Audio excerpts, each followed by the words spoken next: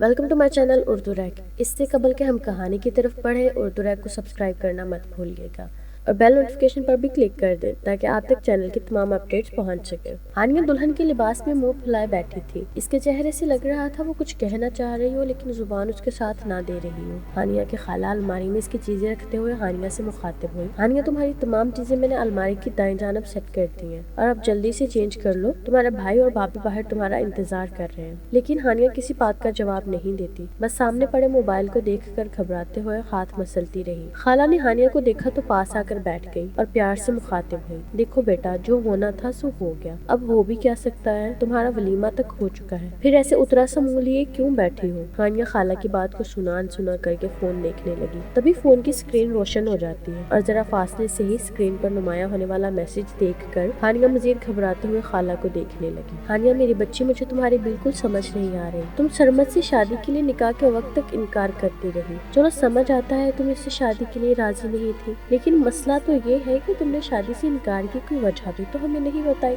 और अब जबकि तुम्हारा वलीमा हो चुका है तो इस तरह मुंह लटकाए रखने से क्या हासिल होने लगा। लेकिन अगर ऐसा कुछ है जो तुम्हें परेशान कर रहा है तो मुझे बताओ, ताकि मैं किसी तरह से तुम्हारी बेचैनी और कश्मकश दूर कर सकूं। हानिया होंठ चबाते हुए खाला को देखती हिम्मत करते हुए बोली, वो खाला। इतना कहकर वो खामोश हो जाती है तो खाला सवालिया अंदाज में भवें उचकाती है। हानिया फर्श पर पाँव घुमाते हुए आंखें बंद करके तेजी से बस एक जुमला कह डालती है, पता नहीं, मुझे डर लग रहा है, मैं नहीं कह सकती। इस पर खाला जिद हो जाती है। हानिया, अब तुम मुझे गुस्सा दिला रही हो। बाहर लोग भी मुझसे यही पूछ रहे थे, रजिया बहन के बहू को क्या हुआ है, चेहरा क्यों उतरा उतरा सा है। हानिया रूहानी सी हो जाती है, मगर खाला कैसे कहूँ, अब तो आप मेरी सास बन गई है ना। सास बाद में, पहले मासी हूँ। मासी का मतलब जानती हो ना, माँ जैसी। हानिया आंसू टपकाते हुए खाला से लिपट गई। खाला, मुझसे कुछ हुआ है, मैंने आपसे कुछ छुपाया है। अभी हानिया और इसकी खाला की बात जारी ही थी कि हानिया का भाई नबील कमरे में तैश में दाखिल होता है और दाखिल होते ही हानिया को बाजू से खींचते हुए चिल्लाकर बोलता है, ये क्या बकवास कर रहा है। तभी नबील के पीछे ही एक आम सी शक्लो सूरत और मुनासिब कदकाठ का लड़का कमरे में आया। ये लड़का नबील और हानिया के इलाके का रहायशी था। इसका नाम जफर था, जिसे देखते ही हानिया हक्का बक्का रह गई। नबील की हानिया के हाथ पर गिरफ्त और मजबूत हो गई तो हानिया पिंजरे में फंसे किसी पंछी की मानिंद फड़फड़ाने लगी, लेकिन नबील ने इसका हाथ न छोड़ा और गुस्से में चिल्लाया, यह लड़का क्या बकवास कर रहा है। हानिया बस देखती रह गई। सरमद भी सामने आ खड़ा हुआ। हानिया खाला को देखती है जो कि ना समझते हुए तमाम मंजर को देख रही थी। फिर खाला ने नबील से हानिया का हाथ छुड़ाया और इसे अपने पास कर लिया। नबील बेटा, जो भी बात है आराम से कर लेते हैं, ये तमाशा मत लगाओ। नबील खाला की बात पर मजीद तप जाता है। तमाशा बन चुका है खाला। फिर अपने ही पास खड़े जफर की तरफ इशारा करते हुए चिल्ला चिल्ला कर कहने लगा, ये कह रहा है मेरी बीवी मुझे वापस करो। खाला तंग सी जफर का मुंह देखती है, इसकी बीवी। तभी जफर हवा में एक पेपर लहराकर सबके सामने करता है, ये मेरी बीवी है और ये रहा मेरा और हानिया का निकाहनामा। मैं आप लोगों को छोड़ूंगा नहीं इस इल्जाम में कि तुम लोगों ने मेरी बीवी का निकाह पे निकाह कराया। इसे अभी इसी वक्त मेरे साथ भेजो, वरना मैं पुलिस में रिपोर्ट दर्ज करवाने जा रहा हूँ। खाला ये सब सुनकर 2 कदम पीछे हो जाती है तो हानिया खाला को पकड़ते हुए रोते हुए कहने लगी, खाला मुझसे गलती हो गई, मुझे माफ कर दे, ये मेरी जिंदगी की सबसे बड़ी भूल है, प्लीज खाला मुझे माफ कर दे। आप ही तो कह रही थी कि मासी माँ जैसी होती है, तो कुछ ऐसा मत करिएगा जिससे अम्मी अब्बू को सदमा पहुँचे। फिर हानिया फूट फूट कर रोने लगी। हानिया जफर से उम्र में काफी छोटी थी, अभी इसकी उम्र बमुश्किल 17 साल ही थी। कुछ देर के लिए रजिया यानी हानिया की खाला सबको खामोश रहने का कहती है, फिर अपने छोटे बेटे को बुलाकर सफर को सर्वर क्वार्टर में भेज देती है ताकि वो मेहमानों के सामने मजीद शोर शराबा ना करे, और जफर से कहती है कि शोर मत मचाओ, हम ये मसला अभी हल कर लेते हैं। जफर के जाने के बाद सब यही सोचने लगे कि अब क्या करना चाहिए, और सरमद अपनी राय रखने के लिए सामने आया तो सब उसे देखने लगे कि न जाने अब क्या फैसला करेगा। इतने में सरमद ने अपनी बात कही, अम्मी, जहाँ तक मैं समझा हूँ इसने हानिया को इसलिए निकाह पर उकसाया कि अमीर घर की लड़की है, माँ बाप तो मानेंगे नहीं, तो क्यों ना इसी तरह से इसको निकाह के चुंगल में फंसा लें, और क्योंकि ये निकाह सिर्फ पेपर की हद तक है तो क्यों ना इससे एक तलाक का पेपर भी ले ले। सरमद की बात पर हानिया ने पल भर को सुकून का सांस दिया। रजिया ने नबील को देखा। इनके तासुरात से ये वाज़िह था कि वो इस बात के लिए राजी है। لیکن تبھی خالہ نے ایک سوال کھڑا کر دیا۔ مگر سوال تو یہ ہے کہ کیا وہ اتنی آسانی سے طلاق دینے کے لیے راضی ہو جائے گا؟ خالہ کے سوال پر نبیل نے مطمئن ہوتے ہوئے جواب دیا، اس کی فکر نہ کرے خالہ،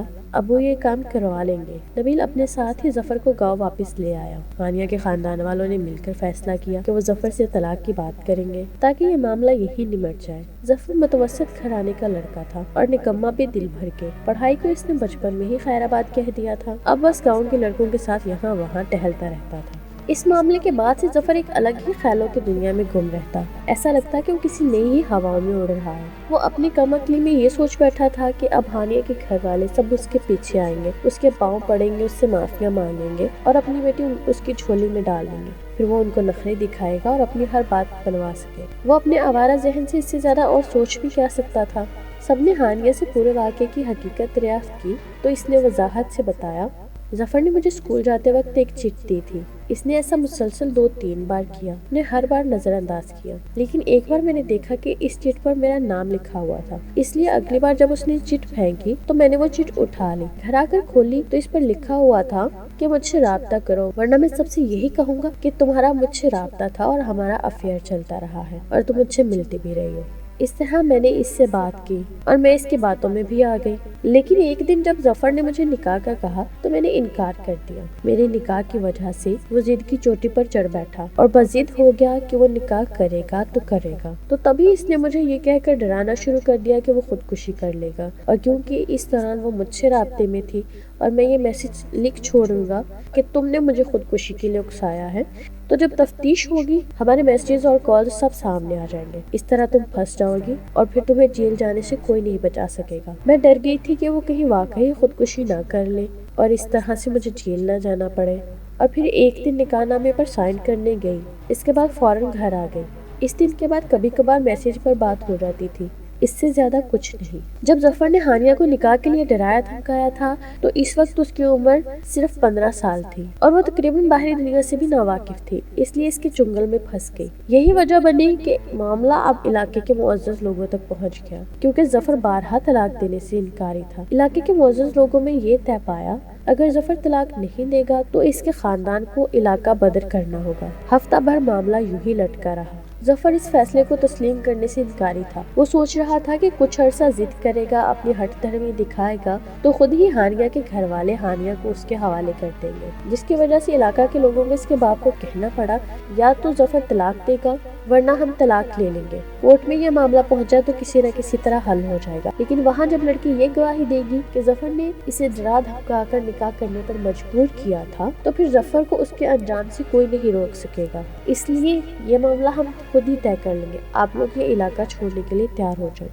علاقے سے بے دخل ہونے کا سننا ہی تھا کہ ظفر پانی میں جھاگ کے مانند بیٹھ گیا اور طلاق کے پیپرز پر سائن کر دیے۔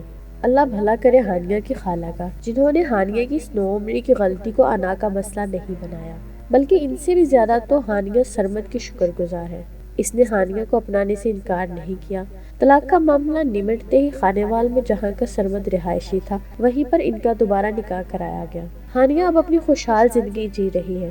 یہ وہ غلطیاں ہیں جن کا علم بچوں کو نہیں ہوتا، وہ جھوٹی دھمکیوں میں اپنا نقصان کر بیٹھتے ہیں، اس لیے والدین کو چاہیے کہ وہ قانون کی اتنی سوجھ بوجھ تو بچوں کو لازمی سکھائیں تاکہ وہ ظفر جیسے انسان کے چنگل میں نہ پھنسے۔ اسی کے ساتھ ٹیم اردو ریک کو دیجیے اجازت، اللہ نے کے بعد۔